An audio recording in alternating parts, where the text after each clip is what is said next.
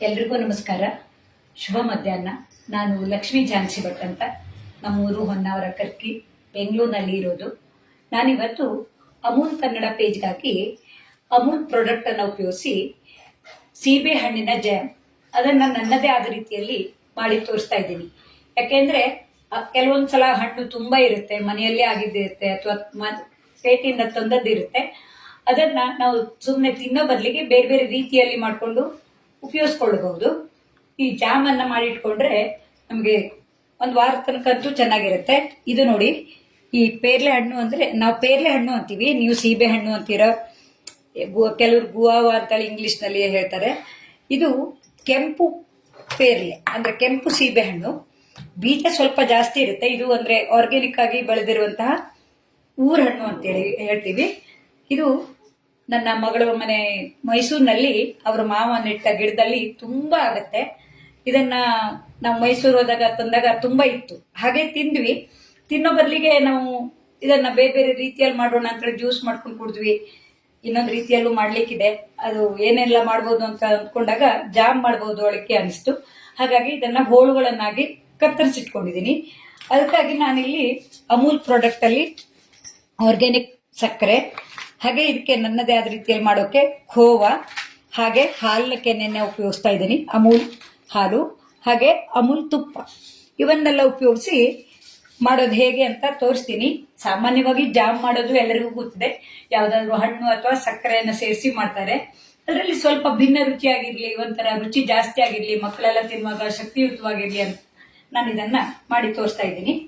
ಮೊದಲಿಗೆ ಈ ಪೇರ್ಲೆ ಹಣ್ಣನ್ನ ಅಂದ್ರೆ ಸೀಬೆ ಹಣ್ಣು, ನನಗೆ ಪೇರ್ಲೆ ಹಣ್ಣು ಅಂತಲೇ ನಮ್ಮ ಊರಲ್ಲೆಲ್ಲ ಹೇಳೋದಾಗಿರೋದ್ರಿಂದ ಅದೇ ಹೆಸರನ್ನ ಹೇಳೋದಾಗಿರುತ್ತೆ. ಇದನ್ನ ಕತ್ತರಿಸ್ಕೊಂಡು, ಇದರಲ್ಲಿ ಬೀಜ ತುಂಬಾ ಇರೋದ್ರಿಂದ ಇದನ್ನ ರುಬ್ಕೊಂಡು ಆಮೇಲೆ ಶೋಧಿಸ್ಕೋಬೇಕಾಗತ್ತೆ. ಲೈವ್ ಅಲ್ಲಿ ಯಾರ್ಯಾರು ಬಂದ್ರೋ ಇಲ್ಲ ಗೊತ್ತಾಗಿಲ್ಲ. ನಾನಿವತ್ತು ಮಾಡೋಕೆ ಅಂದ್ರೆ ನಾನು ವಾರ ಹೆಚ್ಚು ಕಡಿಮೆ ಆಗ್ಬಿಟ್ಟಿತ್ತು. ನಾನು ಗುರುವಾರ ಮಾಡ್ತೀನಿ ಅಂತ ಹೇಳಿದ್ದೆ. ನಾವು ಅಮೂಲ್ ಕನ್ನಡ ಪೇಜ್ನಲ್ಲಿ ಯಾವ್ಯಾವ ಮಾಡ್ತೀವಿ ಅಂತ ಮೊದಲೇ ಹೇಳಿದ್ರೆ ಅವರು ನಮ್ಮ ಟೈಮ್ ಶೆಡ್ಯೂಲ್ ಎಲ್ಲ ಕೇಳ್ಕೊಂಡು ಒಂದು ಪೋಸ್ಟರ್ ಅನ್ನ ರೆಡಿ ಮಾಡ್ತಾರೆ. ನನಗೆ ಮಾಡಬೇಕು ಅಂತ ತುಂಬಾ ಇತ್ತು, ಯಾಕೆಂದ್ರೆ ಪೇರ್ಲೆ ಹಣ್ಣಿತ್ತು, ಅದನ್ನ ಏನಾದ್ರು ಮಾಡಿ ತೋರಿಸೋಣ ಅಂತಿತ್ತು. ಹಾಗಾಗಿ ಇದನ್ನ ಶೇರ್ ಮಾಡ್ಕೊಳಕ್ಕೂ ಆಗಿಲ್ಲ. ಹಾಗೆ ನಾವು ಬೆಳಗಾವಿ ಹೋಗಿದ್ವಿ. ಬರುವಾಗ ಟ್ರೈನ್ ಲೇಟ್ ಹಾಕೊಂಡು ಮಾಡೋಕೆ ಸ್ವಲ್ಪ ಗಡಿಬಿಡಿ ಆಯ್ತು. ನಾನು ಇದನ್ನ ರುಬ್ಕೊಂಡು ಬರ್ತೀನಿ.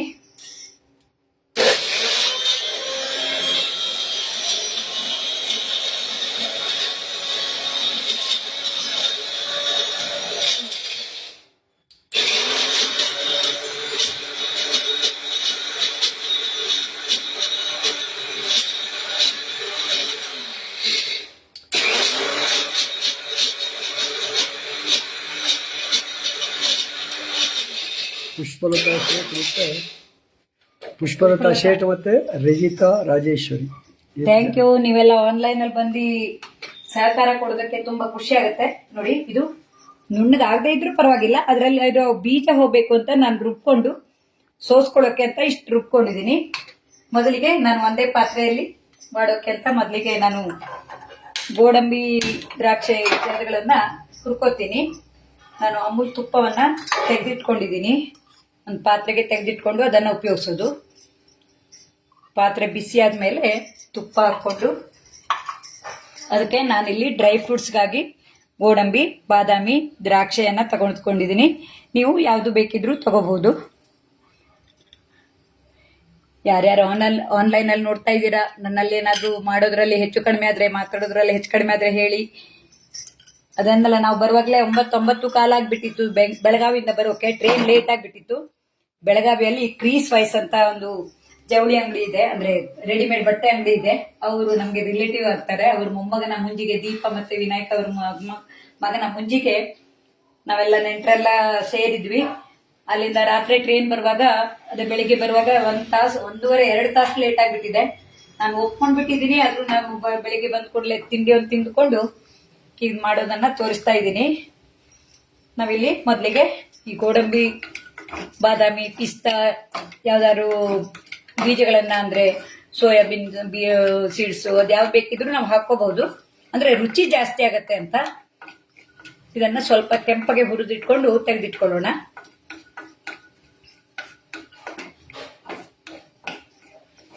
ಈ ಅಮೂಲ್ ಕನ್ನಡ ಪೇಜ್ನಲ್ಲಿ ಈ ಎಲ್ಲ ಪ್ರಾಡಕ್ಟ್ ಅನ್ನು ಉಪಯೋಗಿಸಿ ನಾನು ಈಗಾಗಲೇ 10-15 ರೀತಿ ಅದನ್ನ ಮಾಡಿ ತೋರಿಸಿದ್ದೀನಿ. ಹಾಗೆ ದಿನಾಲು 4-5 ಮಂದಿ ಮಾಡಿ ತೋರಿಸ್ತಾರೆ. ತುಂಬಾ ಖುಷಿ ಆಗತ್ತೆ, ಯಾಕೆಂದ್ರೆ ಹೊಸ ಹೊಸ ಅಡಿಗೆಗಳನ್ನ ಕಲಿಯೋಕ್ಕೂ ಒಂದು ಅವಕಾಶ, ನಮಗೂ ಮಾಡೋಕೆ ಒಂದು ಅವಕಾಶ ಇರುತ್ತೆ. ಬೇರೆಯವ್ರು ಮಾಡಿದ್ದನ್ನ ನೋಡೋದು ಅಷ್ಟೇ ಖುಷಿ. ಹಾಗೆ ನಾವು ಮಾಡೋಕ್ಕಂತೂ ನಾವು ದಿನನಿತ್ಯ ತಿನ್ನೋ ಅಡಿಗೆಯನ್ನೇ ವಿಡಿಯೋ ಮಾಡಿ ಹಂಚೋದು ಅಷ್ಟೇ. ನಾನು ಮೊದಲೇ ಹೇಳಿದಾಗೆ ಯಾವುದನ್ನೇ ವಿಡಿಯೋಕ್ಕಾಗಿ ಅಡಿಗೆಯನ್ನ ಮಾಡೋದಲ್ಲ, ಮಾಡಿದ ಅಡಿಗೆಯನ್ನ ವಿಡಿಯೋ ಮಾಡೋದು. ಇದೊಂದು ಅಮೂಲ್ ಪ್ರಾಡಕ್ಟ್ ಅನ್ನು ಉಪಯೋಗಿಸ್ತಾ ಇರೋದಕ್ಕೆ ನಾವು ಮಾತಾಡ್ತಾ ಇದೊಂದು ವಿಡಿಯೋ ಮಾಡಿ ಹಂಚ್ಕೊಳ್ಳೋದು. ನನ್ನ ಯೂಟ್ಯೂಬ್ನಲ್ಲೂ ಅಷ್ಟೇ ಜನರಿಗೆ ಒಳ್ಳೇದಾಗೋದನ್ನ ತೋರಿಸ್ಬೇಕು ಅಂತ ನಾನೆಲ್ಲ ವಿಡಿಯೋವನ್ನ ಮಾಡೋದು.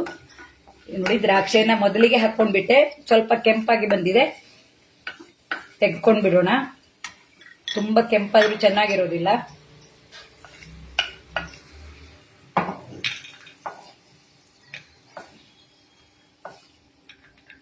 ಕೆಲವೊಮ್ಮೆ ಏನಾಗುತ್ತೆ ಗೊತ್ತಾ, ಲೈವ್ ನಲ್ಲಿ ಅಡಿಗೆ ಮಾಡುವಾಗ ನೋಡಿ, ಇದು ಸ್ವಲ್ಪ ನಾನ್ ಸ್ಟಿಕ್ಗೆ ರಿಲೇಟೆಡ್ ಕಾವಲಿ ಆಗಿದೆ, ಬಾಣ್ಲೆ ಆಗಿದೆ.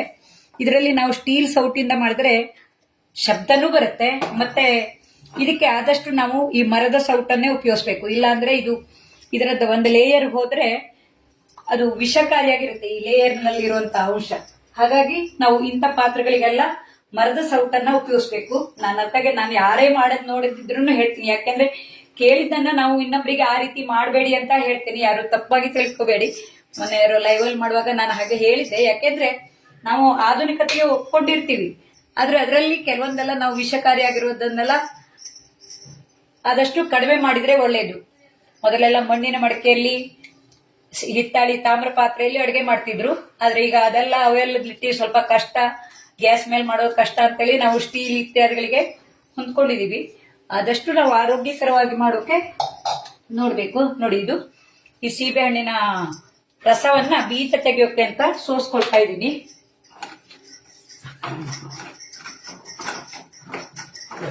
ಮೊದ್ಲೇ ಸೋಸಿಟ್ಕೋಬಹುದು, ಅದನ್ನ ನಾನು ಲೈವ್ ಅಲ್ಲಿ ತೋರ್ಸೋಣ ಅಂತಲೇ ಈ ರೀತಿಯಾಗಿ ಮಾಡಿ ತೋರಿಸ್ತಾ ಇದ್ದೀನಿ. ಗ್ಯಾಸ್ ಉರಿಯನ್ನ ಆಫ್ ಮಾಡ್ಕೊಂಡ್ಬಿಡ್ತೀನಿ, ಯಾಕೆಂದ್ರೆ ತುಪ್ಪ ಸ್ವಲ್ಪ ಇದೆ, ಬಿಸಿಯಾಗಿ ಬರುತ್ತೆ. ಇದಕ್ಕೆ ಸ್ವಲ್ಪ ನೀರನ್ನು ಹಾಕೋಬಹುದು, ಯಾಕೆಂದ್ರೆ ಅದು ಸೋಸೋಕೆ ತುಂಬಾ ಟೈಮ್ ತಗೊಳುತ್ತೆ. ನಾವು ಕಾಯಿಸುವಾಗ ಸ್ವಲ್ಪ ಸಮಯ ಬೇಕಾಗುತ್ತೆ. ಹಾಲು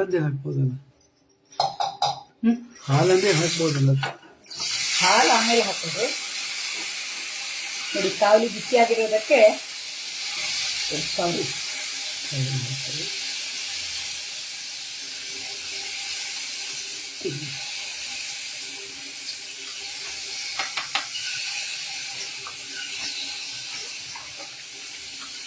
ಇದು ಸೋಸಿಟ್ಕೊಂಡ್ರೆ ನಮಗೆ ಸ್ವಲ್ಪ ಟೈಮ್ ಉಳಿತಿತ್ತು. ಅದು ನಾನು ಲೈವಲ್ಲೇ ತೋರಿಸೋಣ ಅಂತೇಳಿ ಇದನ್ನೇ ತೋರಿಸ್ತಾ ಇದ್ದೀನಿ. ಅಂದ್ರೆ ಈ ಊರಹಣ್ಣು ಅಂತೀವಲ್ಲ, ಇದಕ್ಕೆ ಬೀಜ ಜಾಸ್ತಿ ಇರುತ್ತೆ. ಕೆಲವೊಂದು ನಾವು ಹೈಬ್ರಿಡ್ ಹಣ್ಣು ಅಂತೀವಲ್ಲ. ರಮ್ಯಾ ಗೌರೀಶ್ ಅವರು ಸೂಪರ್ ಮತ್ತೆ ಹಾಯಿ ಹೇಳಿದ್ದಾರೆ. ರಮ್ಯಾ ಗೌರೀಶ್ ಅದನ್ನಲ್ಲ, ಇವರೆಲ್ಲರೂ ಲೈವ್ ಅಲ್ಲಿ ಅಡಿಗೆ ಮಾಡುವಂತವ್ರು. ನನ್ ಗೆಳತಿ ಒಬ್ಳು ನಾನು ಸ್ಟೇಟಸ್ ಅಲ್ಲಿ ಹಾಕ್ತೀನಿ ನೋಡಿ, ಮಂಜುಳಾ ರಮೇಶ್ ಅಂತ, ಅವರು ಸಿರ್ಸಿಯಲ್ಲಿ ಇರ್ತಾರೆ. ಅವರಿಗೆ ಪಾಪ ಬಂದಿದಾರೋ ಇಲ್ಲೋ ಗೊತ್ತಿಲ್ಲ, ಅವರಿಗೆ ಲೈವ್ ನೋಡೋಕೆ ನಾನು ಲಿಂಕ್ ಕಳಿಸ್ತೀನಿ ಅಂದಿದ್ದೆ, ಮತ್ತೆ ಹೋಯ್ತು. ಇಲ್ಲಾಂದ್ರೆ ಅವರಿಗೆ ಆಮೇಲೆ ತೋರಿಸ್ತೀನಿ. ನೋಡಿ, ಈ ರೀತಿ ನಾವು ಸೋಸ್ಕೋಬೇಕು. ಇದನ್ನ ನಾನು ಈಗ ಇಷ್ಟೇ ತೋರಿಸ್ತೀನಿ, ಯಾಕೆಂದ್ರೆ ಇದನ್ನ ಮತ್ತೆ ಮಾಡ್ತಾ ಇದ್ರೆ ಸುಮ್ಮನೆ ಟೈಮ್ ವೇಸ್ಟ್ ಆಗುತ್ತೆ. ಈ ರೀತಿ ಮಾಡ್ಕೊಂಡು ಹೇಮಲತಾ ರೇವಣ್ಣ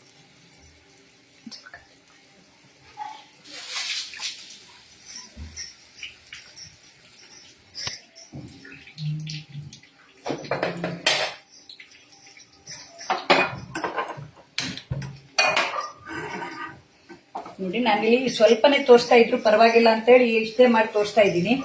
ಯಾಕೆಂದ್ರೆ ತುಂಬಾ ಸಮಯ ತಗೊಂಡ್ರು ನಿಮ್ಗೆ ನೋಡುವವರೆಗೂ ಇದೇನು ಎಷ್ಟೊತ್ತಾದ್ರೂ ಪಾಕನೇ ಬಂದಿಲ್ಲ ಅನ್ಸುತ್ತೆ.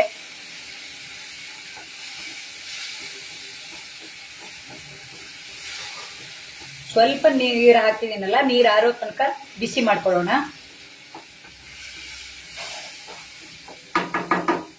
ಇದು ಸ್ವಲ್ಪ ಇದೆ.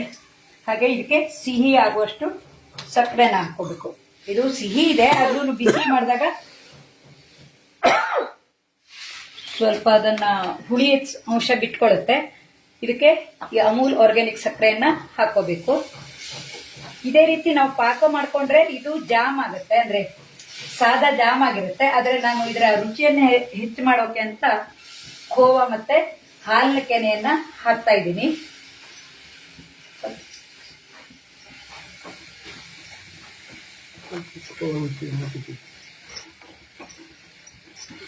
ಇದು ಸಿಹಿ ಆಗುವಷ್ಟು ಸಕ್ಕರೆ ಹಾಕೊಂಡ್ರೆ ಆಯ್ತು. ಇದನ್ನೇ ನಾವು ಪಾಕ ಬರೋ ತನಕ ಮಾಡ್ಕೊಂಡ್ರೆ ಜಾಮ್ ಆಗಿರುತ್ತೆ. ಅಂದಲ್ಲ, ನಾನು ರುಚಿಯನ್ನ ಹೆಚ್ಚಿಗೆ ಮಾಡೋಣ ಅಂತೇಳಿ ಇದಕ್ಕೆ ಖೋವಾ ಮತ್ತು ಹಾಲಿನ ಕೆನೆಯನ್ನ ಹಾಕ್ತಾ ಇದ್ದೀನಿ. ಇದು ಈಗ ಬಿಸಿಯಾಗಿ ಬಂದಿದೆ ನೋಡಿ. ಇದು ಅಮೂಲ್ ಹಾಲಿನ ಕೆನೆ. ನಾನು ನೋಡಿ ಒಂದೇ ಸಲ ಕಾಯಿಸಿದ್ದು ಎಷ್ಟು ಕೆನೆ ಬಂದಿದೆ. ಇದನ್ನೆಲ್ಲ ಹಾಕಿದ್ರೆ ರುಚಿನೂ ಜಾಸ್ತಿ ಆಗತ್ತೆ, ಆರೋಗ್ಯಕ್ಕೂ ತುಂಬಾ ಚೆನ್ನಾಗಿರುತ್ತೆ. ಖೋವನ್ನು ಹಾಕ್ತೀನಿ ಇದಕ್ಕೆ.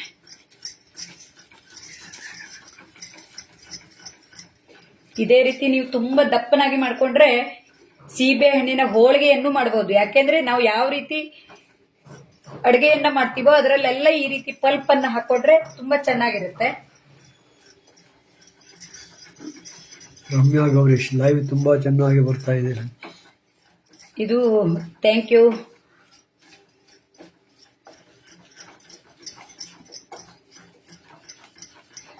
ಆಮೇಲೆ ಅಮೂಲ್ ಕನ್ನಡ ಪೇಜ್ ನಲ್ಲಿ ನಾವು ಸುಮಾರು ಮಂದಿ ಲೈವ್ ಅಡುಗೆ ಮಾಡ್ತಾ ಇದೀವಿ. ಒಬ್ರಿಗೆ ಪರಸ್ಪರ ನೋಡದೇ ಇದ್ರು ತುಂಬಾ ಒಬ್ರಿಗೆ ಅಡುಗೆ ಮಾಡಿ ಫ್ರೆಂಡ್ಸ್ ಆಗಿದೀವಿ ನೋಡಿ. ಈಗ ಹಾಲಿನ ಕೆನೆ ಹಾಕಿ ಆಯ್ತು. ಇದ್ರ ಜೊತೆಗೆ ದಪ್ಪನಾಗಿ ಬರೋಕೆ ನಾನು ಖೋವಾವನ್ನು ಹಾಕ್ತೀನಿ. ಇದಕ್ಕೆ ಜಾಮನ್ ಬೇಕೋ ಏನನ್ಬೇಕು ಅಂತ ಹೆಸರು ನಂಗೆ ಹೇಳೋಕ್ಕೂ ಟೈಮ್ ಇಲ್ಲಾಗಿತ್ತು. ಜಾಮ್ ಅಂತಲೇ ಹೆಸರಿಟ್ಟಿದ್ದೀನಿ. ಇನ್ನೇನಾದ್ರೂ ಹೆಸರು ಹೇಳ್ಬೋದು ಅಂದ್ರೆ ನೀವು ಹೇಳ್ಬೋದು. ಇದಕ್ಕೆ ಸ್ವಲ್ಪ ದಪ್ಪನಾಗಿ ಬರ್ಲಿ ಅಂತ ನಾನು ಖೋವಾವನ್ನ ಸೇರಿಸ್ತಾ ಇದ್ದೀನಿ. ಯಾಕೆಂದ್ರೆ ಖೋವಾ ಯಾವ್ದ್ರ ಜೊತೆಗಾದ್ರೂ ತುಂಬಾ ಹೊಂದ್ಕೊಳ್ಳುತ್ತೆ. ನಾವು ಮನೆಯಲ್ಲೇ ಮಾಡೋದು ಕಷ್ಟ ಆಗತ್ತೆ ಅಂತ ನಾವು ಅಮೂಲ್ನಲ್ಲಿ ಸುಲಭವಾಗಿ ಸಿಗುತ್ತೆ. ಇದೆಲ್ಲ ಆನ್ಲೈನ್ ನಲ್ಲಂತೂ ಅದೇನಲ್ಲ. ನಾನು ಬೆಳಿಗ್ಗೆ 9 ಗಂಟೆ ಬಂದೆ ಅನ್ನಲ್ಲ, 9 ಕಾಲಾಗಿದೆ ಬಂದ ನಂತರ. ಅವಾಗ ಆರ್ಡರ್ ಮಾಡಿದ್ದ 10 ನಿಮಿಷದಲ್ಲಿ ನಾನು ಸ್ನಾನ ಮಾಡಿ ಬರೋ ತನಕ ಈ ಸಾಮಗ್ರಿಗಳೆಲ್ಲ ಬಂದಿವೆ. ಪೇಟೆಯಲ್ಲಾದ್ರೆ ಅಂದ್ರೆ ನಗರದಲ್ಲಾದ್ರೆ ಇವೆಲ್ಲ ಅವೈಲಬಿಲಿಟಿ ಇದೆ. ಹಳ್ಳಿಯಲ್ಲಿ ಇವೆಲ್ಲ ಪ್ರಾಡಕ್ಟ್ ಸಿಕ್ಕೋದು ಕಷ್ಟ. ಈಗ ಯಾವುದೇ ಸಾಮಾನಾದ್ರೂ ನಾವು ಆನ್ಲೈನ್ ಅಲ್ಲಿ ಬುಕ್ ಮಾಡಿಬಿಟ್ರೆ 5-10 ನಿಮಿಷದಲ್ಲಿ ಮನೆ ಬಾಗಿಲಿಗೆ ಬರುತ್ತೆ. ಅಂಗಡಿಗೆ ಹೋಗ್ಬೇಕು ಅಂತಿಲ್ಲ, ನಾವು ರೆಡಿ ಆಗ್ಬೇಕು ಅಂತಿಲ್ಲ, ಏನಿಲ್ಲ. ಹಾಗಾಗಿ ಈ ಅಮೂಲ್ ಪ್ರಾಡಕ್ಟ್ ಅನ್ನ ನಾವು ನೆನೆಸಿದಷ್ಟೊತ್ತಿಗೆ ತರಿಸ್ಕೊಂಡು ಅಡುಗೆಯನ್ನ ಮಾಡಬಹುದು. ಪ್ರತಿ ಸಲ ಮಾಡುವಾಗ್ಲೂ ಹಾಗೆ ಇರುತ್ತೆ. ಹೆಚ್ಚಾಗಿ ನಾವು ಅಂದ್ರೆ ಪ್ರತಿದಿನ ಮಾಡುವಾಗ ಯಾವ್ಯಾವ ಸಾಮಾನು ತಗೊಂಡಿದೀವಿ ಅಂತ ತಿಳಿಸ್ಬೇಕಾಗತ್ತೆ. ನಿಮ್ಗೂ ಯಾರಿಗಾದ್ರೂ ಈ ಲೈವ್ ಅನ್ನ ನೋಡ್ತಾ ಇರೋರಿಗೆ ಇಂಟ್ರೆಸ್ಟ್ ಇದೆ ಅಂದ್ರೆ ನೀವು ಭಾಗವಹಿಸಿ ಲೈವ್ ಅಡುಗೆಯನ್ನ ಮಾಡಬಹುದು.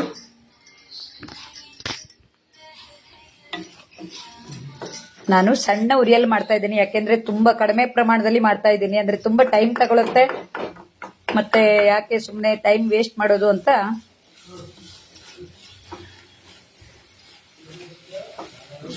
ಸಣ್ಣ ಉರಿಯಲ್ಲಿ ಇವೆಲ್ಲ ಹೊಂದ್ಕೊಳ್ಳೋ ತನಕ, ಅಂದ್ರೆ ಇದು ಸಕ್ಕರೆ ಹಾಕಿರ್ತೀವಲ್ಲ ಇದನ್ನ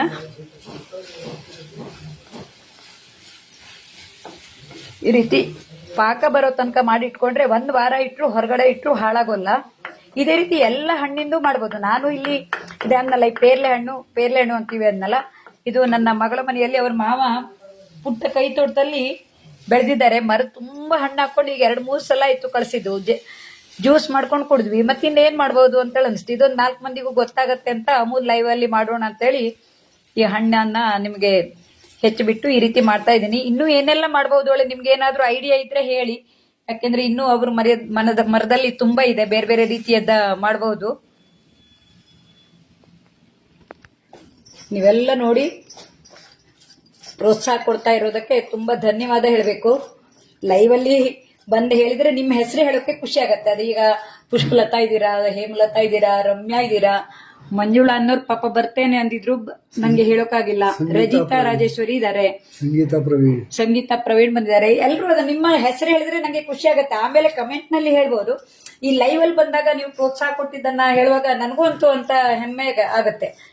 ಹಾಗಾಗಿ ಆದಷ್ಟು ನನ್ನ ಲೈವ್ ಅಲ್ಲಿ ಯಾರ್ಯಾರು ಲೈವ್ ಬಂದಿದ್ದೀರಾ ಅವರಿಗೆಲ್ಲ ಒಂದು ಕಮೆಂಟ್ ಮೂಲಕ, ಒಂದು ಕಮೆಂಟ್ ಅಲ್ಲ, ನನ್ನ ಮಾತಿನಲ್ಲಿ ನಿಮ್ಮ ಹೆಸರನ್ನ ಹೇಳಿ ಒಂದು ಥ್ಯಾಂಕ್ಸ್ ಅನ್ನ ಹೇಳ್ತಾ ಇದ್ದೀನಿ. ನೋಡಿ ಇದು ಈಗ ದಪ್ಪನಾಗಿ ಬರ್ತಾ ಇದೆ. ತಳ ಬಿಟ್ಕೊ ಬಂದ್ರೆ ಸುಮಾರು 1 ವಾರ ತನಕ ಚೆನ್ನಾಗೇ ಇರುತ್ತೆ. ನಾವು ಖೋವಾ ಎಲ್ಲ ಹಾಕಿದ್ರು ಇದರ ನೀರಿನ ಅಂಶ ಹೋಗಿರುತ್ತಲ್ಲ, ಹಾಗಾಗಿ ತುಂಬಾ ಚೆನ್ನಾಗಿರುತ್ತೆ. ನಮಗೆ ಗೊತ್ತಾಗುತ್ತೆ ಇಲ್ಲಿ ಅಂದ್ರೆ ಇಲ್ಲಿ ನಾವು ಸಕ್ಕರೆ ಹಾಕಿರ್ತೀವಲ್ಲ ಈ ಸೈಡಿಗೆಲ್ಲ ದಪ್ಪನಾಗಿ ಬರುತ್ತೆ. ಸಕ್ಕರೆ ಅಂಶ ಬಿಟ್ಕೊಂಡು ಬಂದ್ರೆ ಪಾಕ ಬರುವಂತ ಶಬ್ದ ಗೊತ್ತಾಗುತ್ತೆ. ಮತ್ತೆ ಈ ನಾನ್ ಸ್ಟಿಕ್ ಇದು ಸ್ವಲ್ಪ ಕ್ವಾಲಿಟಿ ಜಾಸ್ತಿ ಇರುವಂತ ಪಾತ್ರೆ ಆಗಿರೋದ್ರಿಂದ ತಳನೂ ಹಿಡಿಯೋದಿಲ್ಲ, ಆರೋಗ್ಯಕ್ಕೂ ಒಳ್ಳೇದು ಅಂತಾರೆ. ಹಾಗಾಗಿ ಇಂಥ ಪಾತ್ರೆಗಳಾದ್ರೆ ಒಳ್ಳೇದು, ಇಲ್ಲಾಂದ್ರೆ ದಪ್ಪ ತಳದ ಸ್ಟೀಲ್ ಪಾತ್ರೆಯಲ್ಲಿ ಮಾಡಬಹುದು. ಈಗ ಇದು ನೋಡಿ ತಳ ಬಿಟ್ಟು ಬರ್ತಾ ಇದೆ.